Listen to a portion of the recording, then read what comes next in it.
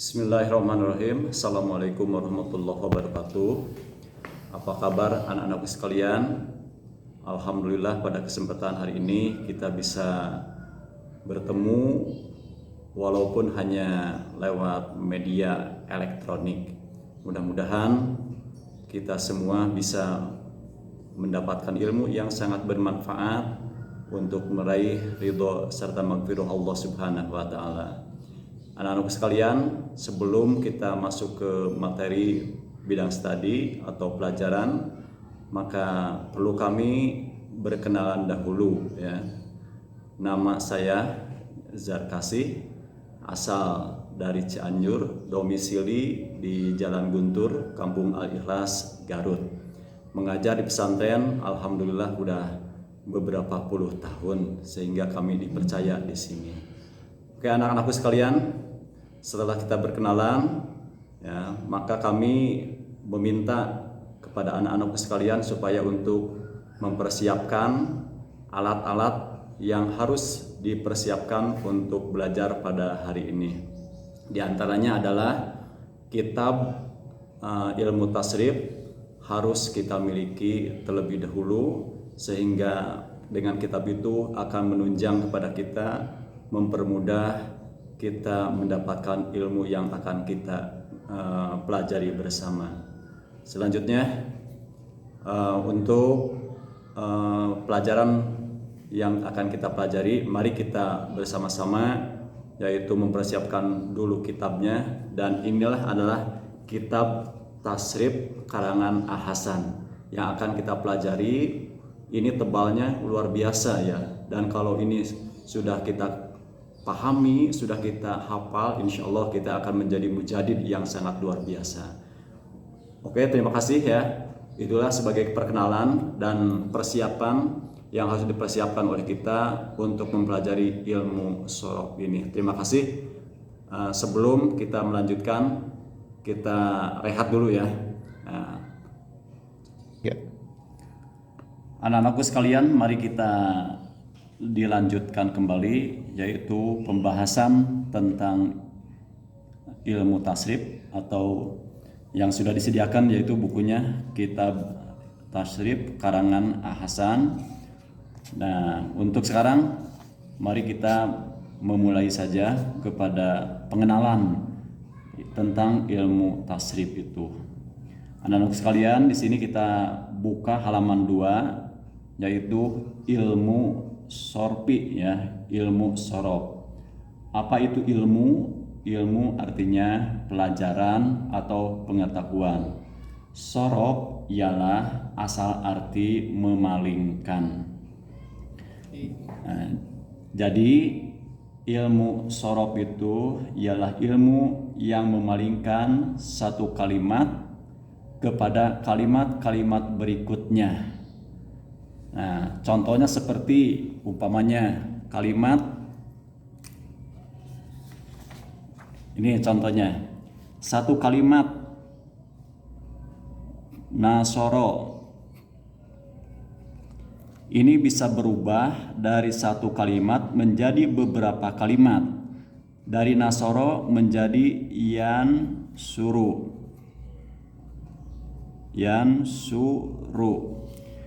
Dari ini yansuru menjadi nasron. Kemudian nasirun, dan seterusnya. Nah, ini luar biasanya pelajaran ilmu tasrif. Dari satu kata saja itu bisa melahirkan minimal 12 kata atau sampai 14 kata. Makanya kalau kita paham dan kita pelajari bersama, insya Allah kita akan menjadi anak yang pinter, sangat pintar sekali. Selanjutnya anak-anakku sekalian, itu yang pertama adalah ilmu, yang kedua adalah sorof. Sorof itu asal artinya yaitu memalingkan dari satu kata kepada kata-kata yang lain, sehingga terus bertambah dan menjadi hazanah keilmuan bagi kita. Kemudian ilmu sorof ini juga ada yang disebutkan ilmu tasrif. Tasrif itu asal kecap dari soropa, ya, ilmu tasrif gitu kan, ilmu tasrif. Nah, ilmu tasrif ini yaitu tasrif ini asal kecap dari sorofa,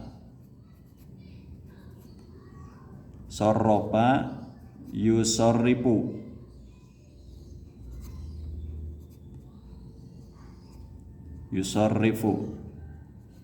tasrifan.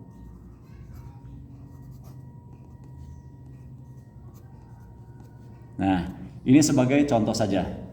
Nah, anak-anak sekalian, kita bayangkan ilmu sorof itu ilmu yang memalingkan. Jadi memalingkan dari soropa menjadi yusorrifu, kemudian menjadi tasrifan. Ini sangat banyak sekali, diantaranya sampai 14. Nah, selanjutnya anak-anak sekalian, mari kita perhatikan lagi, yaitu halaman 2.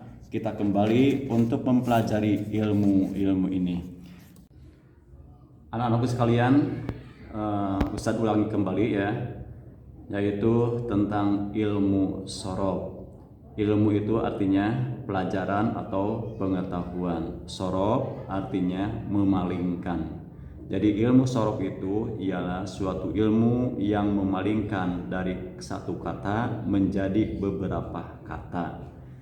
Untuk lebih paham dan menambah ilmu pada kita, yaitu bahasan yang akan kita bahas, yaitu judulnya ad-domairu, yaitu domir-domir, atau dalam bahasa Indonesia suka diartikan yaitu kata ganti, baik itu kata ganti orang kepada binatang atau kepada Tuhan, itu bisa menggunakan dengan domir. Anak-anak sekalian, mari kita perhatikan, kalau melihat dari jumlahnya, ya, jumlah domir itu ada beberapa macam. Namun sebelum menerangkan itu, maka yang disebut domir itu kembali lagi, yaitu kalimat yang menunjukkan kepada makna atau kata ganti.